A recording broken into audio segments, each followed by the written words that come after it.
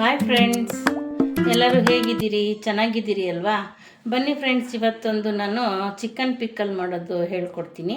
ಇದಕ್ಕೆ ಬೇಕಾಗಿರೋ ಇಂಗ್ರೀಡಿಯೆಂಟ್ಸ್ ಏನು ಅಂತಂದರೆ, ಮೊದಲಿಗೆ ನಾನಿಲ್ಲಿ ಒಂದು 200 ಗ್ರಾಮ್ ಚಿಕನ್ನು ನೀಟಾಗೆಲ್ಲ ತೊಳೆದ್ಬಿಟ್ಟು ಸಣ್ಣ ಸಣ್ಣದಾಗಿ ಹೆಚ್ಚಿ ಇಟ್ಟಿದ್ದೀನಿ.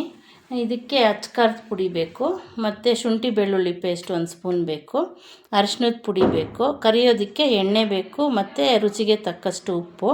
ಇದಕ್ಕೆ ನಾವೊಂದು ಪೌಡ್ರ್ ಮಾಡ್ಕೋಬೇಕಾಗುತ್ತೆ.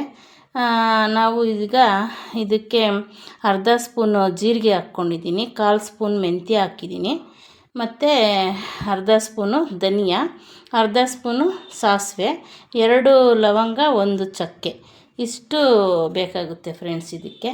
ಈಗ ಮೊದಲಿಗೆ ನಾನು ಚಿಕನ್ಗೆ ಅರಿಶಿನದ ಪುಡಿ ಮತ್ತು ಉಪ್ಪು ಹಾಕ್ಬಿಟ್ಟು ಕಲಿಸ್ಬೇಕು. ಒಂದು ಅರ್ಧ ಸ್ಪೂನ್ ಅರಿಶಿನದ ಪುಡಿ,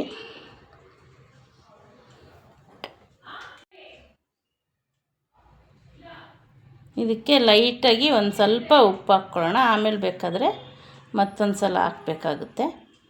ಈಗ ಇದನ್ನು ಚೆನ್ನಾಗಿ ನಾವು ಮಿಕ್ಸ್ ಮಾಡ್ಕೋಬೇಕು. ಯಾರ್ಯಾರು ವಿಡಿಯೋ ನೋಡ್ತಾ ಇದ್ದೀರೋ ಎಲ್ಲರೂ ಸಬ್ಸ್ಕ್ರೈಬ್ ಮಾಡಿಕೊಂಡು ನೋಡಿ, ವಿಡಿಯೋ ಫುಲ್ ನೋಡಿ ಫ್ರೆಂಡ್ಸ್. ಇದಂತೂ ತುಂಬ ರುಚಿಯಾಗಿರುತ್ತೆ, ತುಂಬ ಚೆನ್ನಾಗೂ ಇರುತ್ತೆ ನೋಡಿ ಫ್ರೆಂಡ್ಸ್. ಈಗ ಇದು ಎಲ್ಲ ಕಲಸಿಟ್ಟಿದ್ದೀನಿ. ಇದೊಂದು 10 ನಿಮಿಷ, 10ರಿಂದ 15 ನಿಮಿಷ ನೆನಿಬೇಕು. ಇವಾಗ ಇಲ್ಲಿ ಇಟ್ಟಿದ್ದೀವಲ್ಲ ಈ ಮಸಾಲೆ ಸಾಮಾನೆಲ್ಲ ಕಡಿಮೆ ಉರಿಯಲ್ಲಿ ಕೆಂಪಿಗೆ ಹುರ್ಕೊಂಬಿಡೋಣ.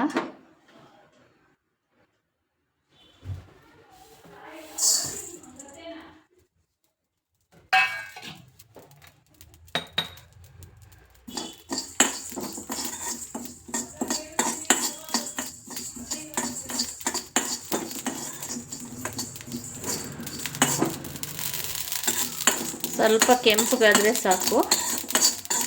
ಇದನ್ನೆಲ್ಲ ಹುರಿದು ಪುಡಿ ಮಾಡ್ಕೋಬೇಕಾಗುತ್ತೆ.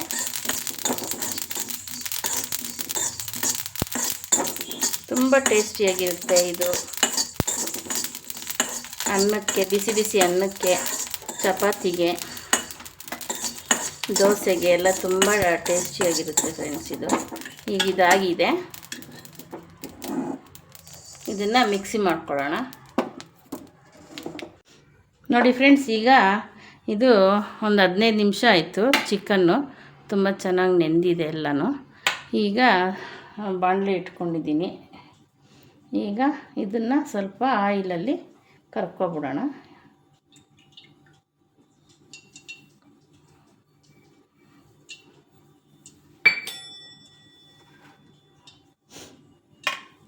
ಎಣ್ಣೆ ಸ್ವಲ್ಪ ಕಾಯಲಿ.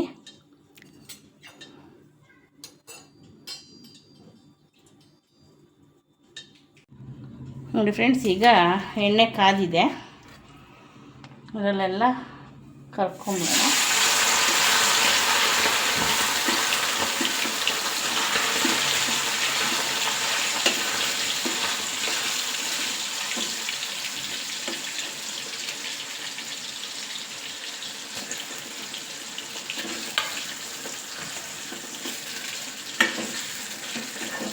ಎರಡು ಸಲ ಹಾಕ್ಕೊಳ್ಳೋಣ ಫ್ರೆಂಡ್ಸ್ ಇದು. ಯಾಕೆಂದರೆ ಈ ಎಣ್ಣೆಯಲ್ಲೇ ಇದು ಚೆನ್ನಾಗಿ ಬೇಯಬೇಕಾಗುತ್ತೆ.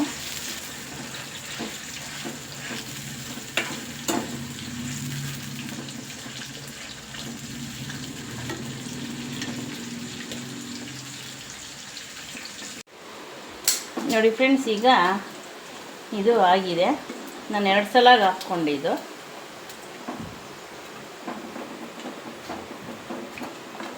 ಎಲ್ಲ ಒಂದು ಪ್ಲೇಟಿಗೆ ತಕ್ಕೊಂಬಿಡೋಣ.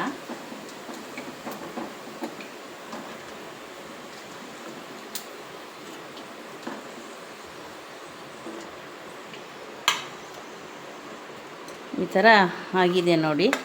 ಇದರಲ್ಲೇ ಚೆನ್ನಾಗೆಲ್ಲ ನೀಟಾಗಿ ಬೆಂದಿದೆ. ಇವಾಗ ಇದೇ ಎಣ್ಣೆಗೆ ನಾವು ಶುಂಠಿ ಬೆಳ್ಳುಳ್ಳಿ ಪೇಸ್ಟ್ ಹಾಕ್ಕೊಬಿಡೋಣ. 1 ಸ್ಪೂನ್ ಆದರೆ ಸಾಕು.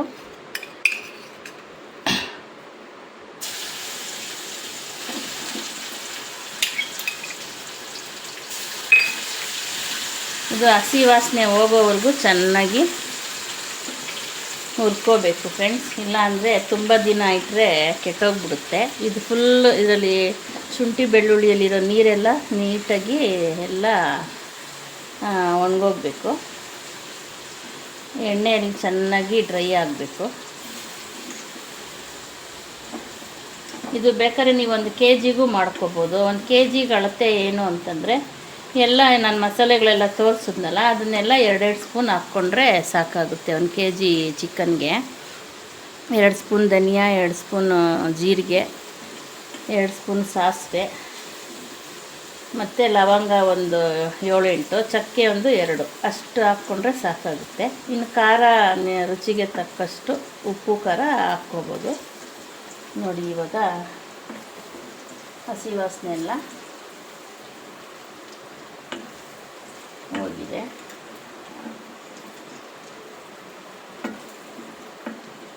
ಇವಾಗ ಇದಕ್ಕೆ ನಾವು ಈ ಕರೆದಿಟ್ಕೊಂಡಿರೋ ಚಿಕನ್ನು ಹಾಕ್ಬಿಡೋಣ.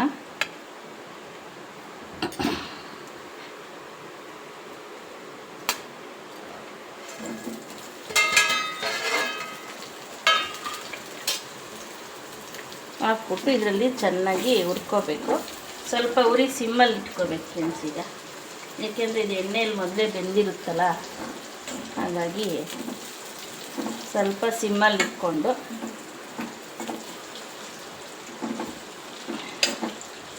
ಆಮೇಲೆ ನಾವು ಮಸಾಲೆ ಎಲ್ಲ ಪೌಡ್ರ್ ಮಾಡ್ಕೊಂಡಿದ್ವಲ್ಲ ಆ ಪೌಡ್ರನ್ನೆಲ್ಲ ನೋಡಿ ಈ ಥರ ಆಗಿದೆ. ಇದನ್ನು ಇದಕ್ಕೆ ಹಾಕ್ಕೊಂಬಿಡೋಣ.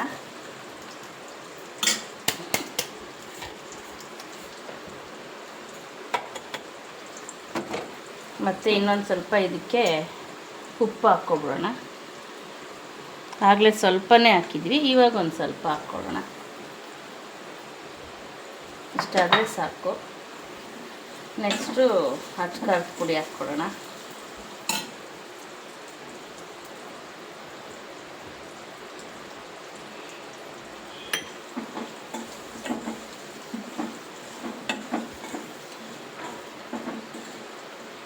ಈಗ ಚೆನ್ನಾಗಿ ಇದರಲ್ಲಿ ಹುರ್ಕೋಬೇಕು.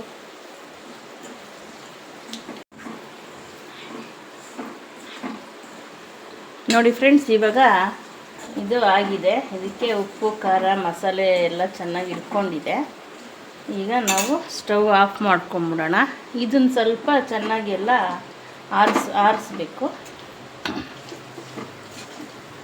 ಇದು ಬಿಸಿ ಎಲ್ಲ ಆರಿದ್ಮೇಲೆ ನಾವು ಇದಕ್ಕೆ ಒಂದು ನಿಂಬೆಹಣ್ಣು ಹಿಂಡ್ಕೊಬೇಕು. ಇದು ಸ್ವಲ್ಪ ಬಿಸಿ ಆರಲಿ. ನೋಡಿ ಫ್ರೆಂಡ್ಸ್, ಈಗ ಇದು ಎಲ್ಲ ತಣ್ಣಗಾಗಿದೆ. ತುಂಬ ಚೆನ್ನಾಗಿ ಬಂದಿದೆ ಫ್ರೆಂಡ್ಸ್, ಘಮ ಘಮ ಅಂತ ಇದೆ. ಈಗ ಲಾಸ್ಟಲ್ಲಿ ಇದಕ್ಕೆ ಎಲ್ಲ ತಣ್ಣಗಾದ್ಮೇಲೆ ಇದಕ್ಕೆ ನಾವು ಒಂದು ನಿಂಬೆಹಣ್ಣು ಹಿಂಡ್ಕೊಂಬಿಡೋಣ. ನಾನು ಆಗಲೇ 1 kg ಚಿಕನ್ಗೆ ಹೇಳಿದ್ನಲ್ಲ, ಅದಕ್ಕೆ ನೀವು ಆಯಿಲ್ ಒಂದು 350 ಗ್ರಾಮ್ ಬೇಕಾಗುತ್ತೆ. ಅದಕ್ಕೆ ನೀವು ಆಯಿಲ್ ಬೇಕಾದ್ರೆ ಇನ್ನೂ ಜಾಸ್ತಿ ಹಾಕ್ಕೋಬೋದು. ಮಾಡಿಬಿಟ್ಟು ಇದೊಂದು ಗಾಜಿನ ಬಾಟ್ಲಲ್ಲಿ ಹಾಕಿ ಕ್ಲೋಸ್ ಮಾಡಿಟ್ರೆ, ನೀವು ಫ್ರಿಜ್ಜಲ್ಲಿ ಇಟ್ಟಿಲ್ಲ ಅಂದರೂ ಹೊರಗಡೆ ಇಟ್ರೂ ನೀವೊಂದು 3-4 ತಿಂಗಳು ಯೂಸ್ ಮಾಡ್ಬೋದು. ಅಂದರೆ ನಾನು ಇವಾಗ ಸ್ವಲ್ಪನೇ ಮಾಡಿರೋದ್ರಿಂದ ನಮ್ಮ ಮನೇಲಿದು 2-3 ದಿನಕ್ಕೆ ಖಾಲಿ ಆಗಿಬಿಡುತ್ತೆ ಬಿಸಿ ಅನ್ನಕ್ಕೆ.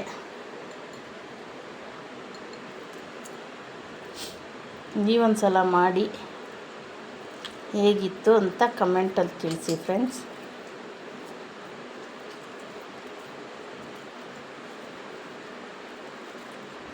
ನೋಡಿ ಈಗ ತುಂಬ ಚೆನ್ನಾಗಿ ಬಂದಿದೆ. ನೋಡಿ ಫ್ರೆಂಡ್ಸ್, ಈಗ ಇದು ಈ ಥರ ಆಗಿದೆ ನೋಡಿ.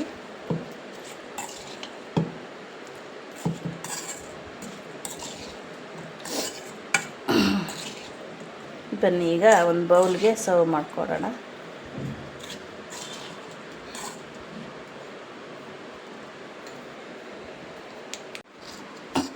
ನೋಡಿ ಫ್ರೆಂಡ್ಸ್, ಈಗ ಇದು ಈ ಥರ ಬಂದಿದೆ. ನೀವು ಆಯಿಲ್ ಇನ್ನೂ ಸ್ವಲ್ಪ ಬೇಕು ಅಂದರೆ ಹಾಕ್ಕೋಬೋದು. ನಾನು ಸ್ವಲ್ಪ ಕಮ್ಮಿನೇ ಹಾಕಿದ್ದೀನಿ ಫ್ರೆಂಡ್ಸ್. ಅಂದರೆ ಇದು ತುಂಬ ದಿನ ಇಟ್ಕೊಳ್ಳೋ ಆಗಿದ್ದರೆ ಇನ್ನೂ ಸ್ವಲ್ಪ ಆಯಿಲು ಇದ್ರ ಮೇಲ್ಗಡೆ ನಿಂತ್ಕೊಳ್ಳೋ ಥರ ಹಾಕಿದ್ರೆ ಚೆನ್ನಾಗಿರುತ್ತೆ. ನಮ್ಮನೇಲಿ ಬೇಗ ಖಾಲಿ ಆಗಿಬಿಡುತ್ತೆ. ಅದರಿಂದ ನಾನು ಸ್ವಲ್ಪ ಆಯಿಲು ಕಮ್ಮಿನೇ ಹಾಕಿದ್ದೀನಿ. ಅಂದರೆ ಇದು ಮಾಡಿಟ್ಟು 1-2 ದಿನ ಆದಮೇಲೆ ತುಂಬ ಟೇಸ್ಟ್ ಬರುತ್ತೆ ಫ್ರೆಂಡ್ಸ್. ಇದು 2 ದಿನ ಆದಮೇಲೆ ತಿಂದರೆ ನೋಡಿ ಈ ಥರ ಬಂದಿದೆ. ನೀವು ಮಾಡಿ ಟೇಸ್ಟ್ ಮಾಡಿ ಹೇಗಿತ್ತು ಅಂತ ಕಮೆಂಟಲ್ಲಿ ತಿಳಿಸಿ. Thank you.